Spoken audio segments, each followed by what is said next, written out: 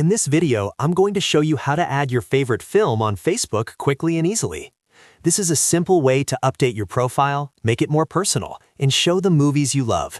If this tutorial helps you, don't forget to hit the like button and subscribe for more easy tech guides. Let's jump right in. First, open Facebook in your browser and make sure you're signed in to the account you want to update. Once you're on Facebook, click your profile icon so you can open your profile page. This is where you'll be able to edit the personal details and interests that show up on your profile. On your profile page, look for the Edit button and click it. This will open your profile editing options, where you can change different sections of your profile information. Now, scroll through the available options until you find Interests, and then click on it. Inside the Interests section, you should see different categories you can add to your profile.